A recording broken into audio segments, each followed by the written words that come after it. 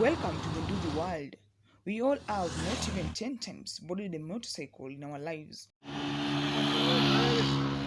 For easy access to busy towns like Nairobi, the transport industry is currently witnessing entry of at least 20,000 motorcycles monthly.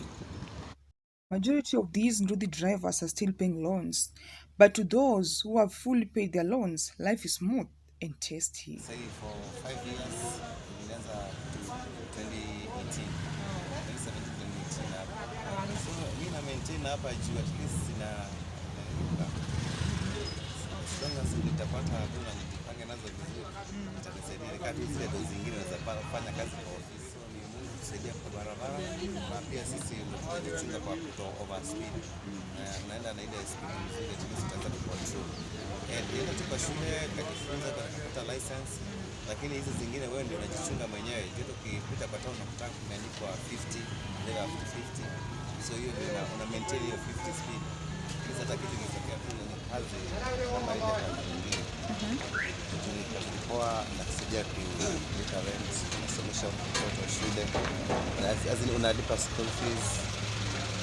Zile kuna siku nzuri unatafuta 2500, sasa zile kuna siku mbaya unatafuta 1500. Entry of motorcycles has not only benefited the Ndudi drivers, but also motorcycle repairs and petrol station owners.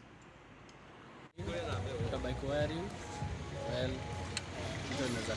like 500, 2,000, 1,500 kama kuna kazi. This amount the motorcycle drivers earn is way higher than what most civil servants earn. This, of course, never went unnoticed by the Treasury Cabinet Secretary Ukur Yatani by posting tax to motorcycle owners. Almost daily, Kenya records a motorcycle-related accidents. So hapo hilo ni Mungu kusaidia kwa barabara, na pia sisi tunajichunga kwa kuto overspeed. Although the law requires drivers to possess driving license before getting on roads, this has been difficult for those who entirely depend on motorcycles to bring food on the table. Hii ni kazi yangu, hiyo sasa ndio kama main kazi yangu ile nilifanya.